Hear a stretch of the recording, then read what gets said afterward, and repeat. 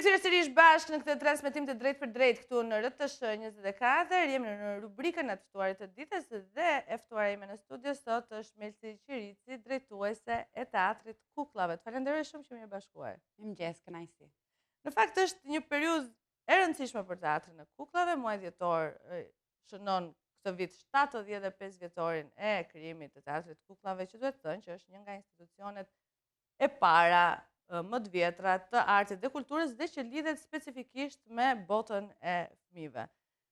Do doja të pyesja fillimisht se si është përjetimi yt personal në këtë 75 vjetor. Është emocionuese, sepse të mendosh që teatri ka 75 vjet, ti nuk e percepton dot.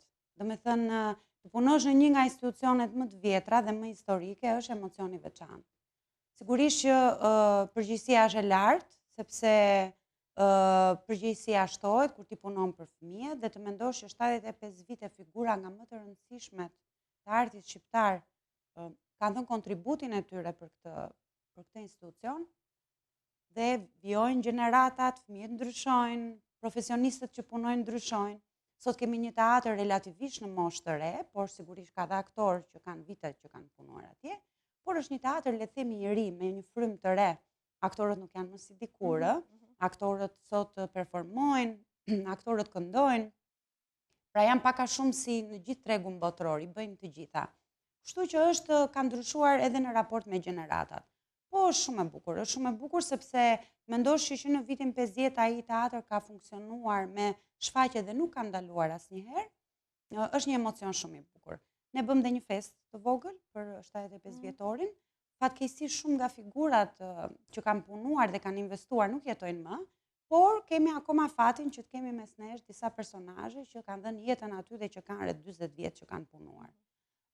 Është emocion i bukur sepse me këtë rast patëm edhe disa ndryshime të reja në teatr, të cilat i kemi sjell për herë të parë. Mirë, keni rreth një vit që jeni në shtëpinë e re. Në muajin dhjetor, nëse nuk ka bëjt vitit kaluar u përrua godinë e re, si po ndiheni atje dhe cilat janë mundësitë që ofron si hapësirë e re? Tani jemi instaluar tamam si në shtëpinë tonë. Domethënë në çdo vend të ri ty të duhet edhe në një shtëpi të re, derisa të mbarësh gjithë ato gjërat që të duhet afro një vit për t'u ambientuar dhe për t'u ndjerë si në shtëpi. Besoj që tani teatri është i kompletuar. Që nga teknologjia, domethënë është taruar me të gjitha pajisjet dhe gjithçka që i duhet, sepse ti shfaqje pas shfaqje ndryshon, teatri pasurohet me të gjitha gjërat që i nevojiten dhe teknikalitetet që është kryesorja. Kemi eksperimentuar me shfaqjet, gjatë një viti kemi sjell shfaqje që janë bërë për herë të parë në Shqipëri, siç ishte Libri i Xhunglës, që ishte një sukses i jashtëzakonshëm, ishte sold out dhe për herë të parë në Shqipëri mendoj, vjet një shfaqje me eksperiencë imersive, pra me projekcione 360 gradë. Ishte një përjetim shumë i bukur, fëmijët e kanë pritur shumë mirë dhe mendoj që është koha që ne t'ju ofrojmë fëmijëve dhe gjëra të reja. Sigurisht ne tentojmë gjithmonë t'i largohemi teknologjisë, ndjes. Në mënyrë që t'i lëmë ata, domethënë që kohën e lirë ta kalojnë pa telefona. Mirë, po janë disa eksperienca që ata i përjetojnë më mirë kur vinë nga bota në të cilën ata jetojnë. Dhe ishte një shfaqje 50 minutëshe që është jo pak. Ne projektuam për herë të parë kukullat anatomike, të cilat ishin një eksperiencë e rrallë. Janë kukulla ku aktori futet me trup brenda kukullës dhe menaxhon nëpërmjet disa fijeve. Ishin gjigande dhe u pritën shumë mirë dhe shfaqja ishte një sukses.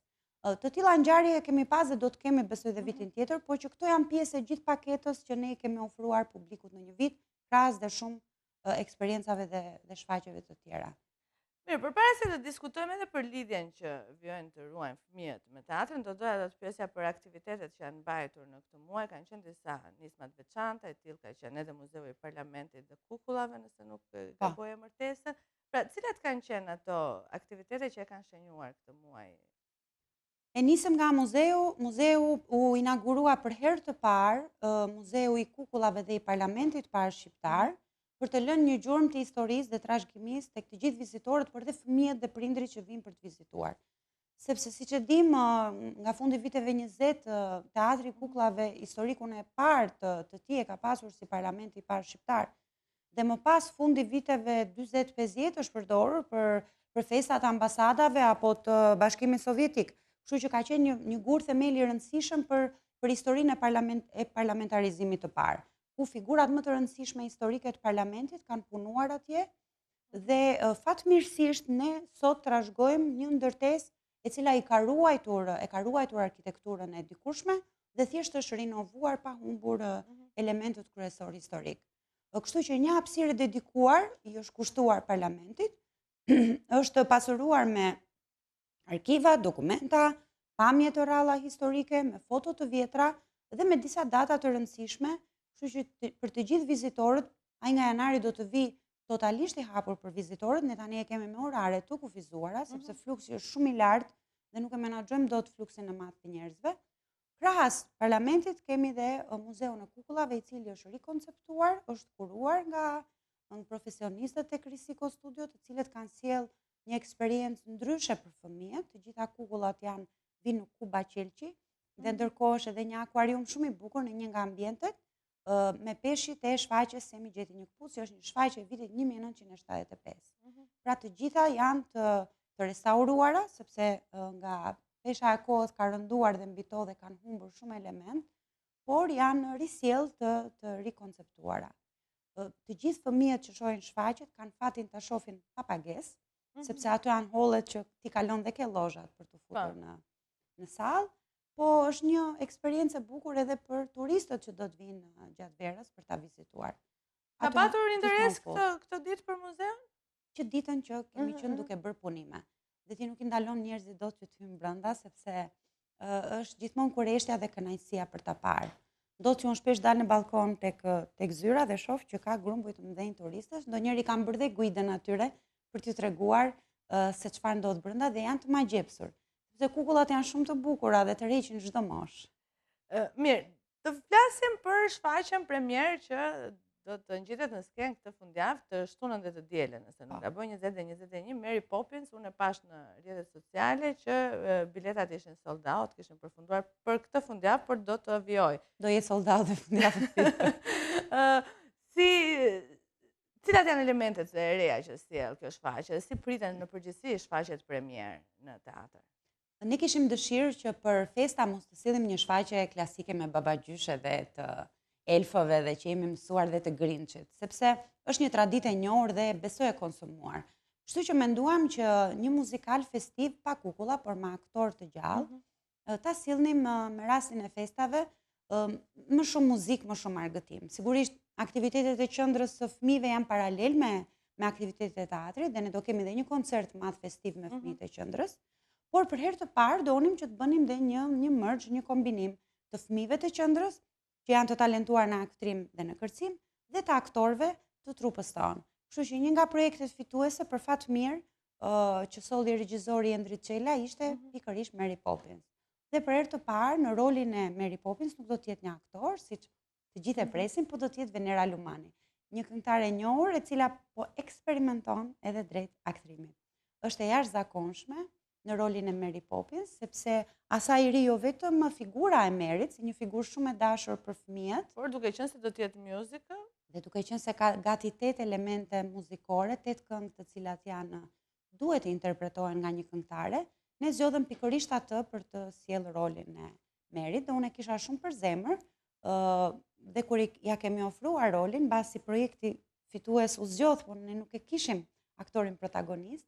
Venera sapo ishte bërë me fëmijë dhe i thash tani që je nën, besoj që do jesh edhe qasjen do e kesh ndryshe ndaj, sepse Meri është shumë afër fëmijëve, i mëson fëmijëve dashurinë, miqësinë, si të pini ilaçet, si të jenë fëmijë të mirë, të mbar, dhe ajo është një figurë perfekte. Kostumet janë shumë të bukura, përgatitur nga kostumografja Sofi Kara. Domethënë është një kast shumë interesante. Muzikat nga Sokol Marsi, skenografia nga Beqo Nanaj, është si të futesh në një shtëpi. Edhe me mënyrën se si ju e paraqisni, ta zgjon edhe më shumë kuriozitetin, deri kur të transmetohet shfaqja në mënyrë që të kenë mundësi sa më shumë. Po edhe prindrit e shfaqja do të jetë për festat dhe sigurisht do të rivihet. Synojmë ta rivëm edhe vitin që vjen, po është një shfaqje festive, është një shfaqje impenjative.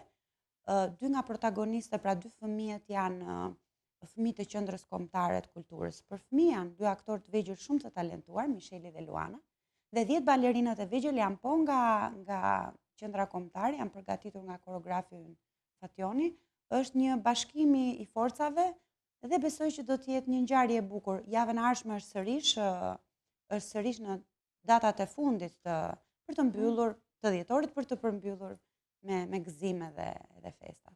Mirë, besoj që këto kanë qenë ngjarjet kryesore që duhet përmendim lidhje me teatrin e kukullave për këtë periudhë, pra në këtë 75 vjetor, por të doja që të flisnim pak më gjerësisht edhe për rolin dhe impaktin e teatrit të kukullave. Është konsideruar gjithmonë si një mësues i heshtur i shumë brezave, po ndërkohë e përmende pak më parë që ky brez i ditëve të sotme ka një veçanti sepse është i rrethuar nga një mori informacioni, nga teknologjia e zhvilluar. Sa arrin ta ruaj teatri akoma këtë rolin e mësuesit heshtur? Ne përpiqemi ta bëjmë me përkushtim dhe me dashuri punën tonë. Ne në çdo fillim shfaqjeje i ftojmë fëmijët, mundohemi dhe t'i edukojmë ka pak. E para të ruajnë teatrin dhe ta ruajnë për atë që teatri është. E dyta, ne edukojmë dhe prindrit sepse shumica prej tyre vinë dhe sërish përdorin telefonat gjatë kohës që shfaqjet janë ongoing, pra janë performancat live. Kur vinë fëmijët aty, fëmijët ma gjepsen dhe për gjysmë ore apo 45 minuta ata e humbin totalisht, ndahen nga realiteti. Më e vështirë është të edukosh prindrit në fakt, që nga mënyra se si presin në radhë dhe marrin fëmijët e tyre. Që nga mënyra që ne ju themi në çdo shfaqje që ky është sinopsi shfaqjes dhe mosha e sugjeruar është 4+ ose 5+. Prindrit vazhdojnë dhe sjellin fëmijë të vegjël apo fëmijë me karroca pa kuptuar se sa e dëmshme është për veshët e tyre shfaqje që janë për fëmijë më të rritur. Pra, mendoj që impaktin kryesor dhe puna jonë më e madhe shkon me prindrit sepse në fund të ditës ata janë që sjellin fëmijët në shfaqje. Një prind që sjell fëmijën 1 vjeç apo 9 muajsh, i heq të drejtën një fëmijë tjetër që është 3 vjeç apo 4 vjeç shfaqja për të cilin i dedikohet atij. Dhe kjo është sfida më e madhe, pra sfidën më të madhe ne e kemi me prindrit. Fëmijët kur vinë nuk përdorin telefona, sepse fëmijët janë të vegjël, fëmijët janë hutohen nga kukullat. Kemi një audio në fillim të shfaqjes që ne themi një nga aktorët tanë, Elidoni, lexon dhe thotë që ju lutem mos përdorni telefonat, shihoni shfaqjen. Ne kemi një rregullore që e kemi jashtë të dyerve të teatrit, që e kemi i drejtohemi prindërve aty, i drejtohemi dhe fëmijëve, ku i themi që lutuni prindërve mos ju sjellin me vonesë, sepse ne dyert e teatrit i mbyllim 10 minuta para. Më përpara teatri, fëmijët dhe prindri futeshin edhe 5 minuta mbasi kishte filluar shfaqja, gjë që nuk mund të ndodhte. Unë kam hasur shumë rezistencë nga prindrit, bile edhe më kanë bërtitur një pjesë prej tyre që pse nuk na lejoni të futemi duke i rënë dyerve. Teatri ka disa rregulla dhe ne kemi vënë një rregull shumë të mirë. Nëse ti vjen fiks në orarin e fillimit të shfaqjes, shqetëson të tjerët. Teatri nuk ka derë të madhe të izoluar, po ka një perde, sepse është dera klasike që ka qenë gjithmonë. Dhe nëse a perde hapet, gjithë drita e korridorit futet brenda. Dhe në momentin që shfaqja ka filluar, fëmijët duan 4-5 minuta të ambientohen. Ato zonjat që punojnë atje, që bëjnë një punë fantastike, janë 3 zonja të cilat rrin brenda në sallë dhe duhet i sistemojnë fëmijët. Po ti e di se për të sistemuar një fëmijë në sallë, i cili ndonjëherë do të ulet dhe ke vendi shokut, duhen të paktën 5 minuta të akomodohen. Kështu që ne kemi vënë këtë rregull për prindrit që nëse vinë më 5 minutat e fundit, do të ngelen për jashtë. Dhe e kemi vënë këtë rregull dhe jemi shumë të lumtur që kemi arritur të vëmë disa rregulla strikte. Me gjithë dashamirësinë për prindrit, për t'ju thënë që hajdeni sepse vinë 2 prindër me një fëmijë, ndërkohë që mund vinë një prind shoqërues. Aty ka kujdestar që kujdesen për fëmijët. Gjithmonë hasim këtë vështirësinë në çdo fundjavë që ka më shumë prindër se sa fëmijë. Kjo është pjesa më e vështirë e punës tonë. Pra, mënyra për t'i edukuar ata që fëmijët i përshtasin në shfaqjet që janë enkas për ta. Vazhdimisht janë biletat sold out, e thatë edhe ju, tek Libri i Xhunglës, tani me Mary Poppins po ashtu. Mos ka ardhur koha për të patur një kapacitet më të madh të teatrit, duke qenë se Tirana është shumë fishuar. Është e vërtet. Tirana është shumë e madhe dhe besoj që edhe në teatrin e operas po të kisha mundësi, prap nuk do t'i përgjigjeshim dot kërkesave, pavarësisht se ne kemi gjithmonë nga 4 shfaqje në fundjavë, që janë shumë impenjative në fakt. Ne kemi shtuar 2 reshta të tjerë me ulse, bashkë me rinovimin e muzeut, dhe gjithmonë ndjes shtojmë karige të tjera sepse është e pamundur që ti t'i përgjigjesh kërkesave. Fati ynë i madh është që vitin tjetër pretendojmë të hymë tek qendra e re e kulturës, tek Ish Garda dhe aty do të ketë një kapacitet prej 300 deri 350 ulse, kështu që do ketë më shumë mundësi për fëmijët dhe për të rriturit për të u argëtuar. Mirë, do të ndaleshëm duke qenë se jemi në një vit jubile, 75 vjetori Teatrit të Kuklave, si ndërthuret tradita me, po themi, elementet artistik bashkohor? Tradita ndërthuret sepse në qendër të çdo shfaqjeje, le të themi 90% të shfaqjeve janë kukullat. Pra, eksperienca që ne ju ofrojmë fëmijëve është që ajo që i ka mbijetuar kohës dhe që është personazhi kryesor dhe më i dashur i tyre, është gjithmonë në skenë. Pra kukulla është gjithmonë prezente. Sot teatrët kanë ndryshuar shumë edhe në botë. Janë teatri non-verbal për shembull, i cili bën xhiron e botës dhe nuk ka nevojë për përkthim dhe për interpret. Që afron të gjithë edhe fëmijët e kategorive të caktuara që kanë nevoja specifike ose që kanë probleme me dëgjimin. Pra, teatri është bërë shumë universal.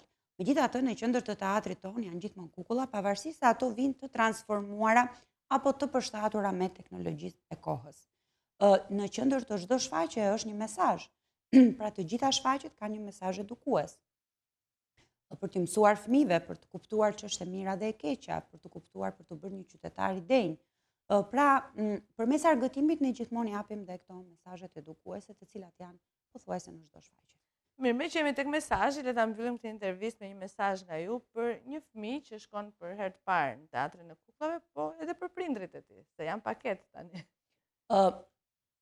Është që mesazhi im dhe dëshira është që ai që shkel për herë të parë ta bindi prindin që ta sjelli çdo javë.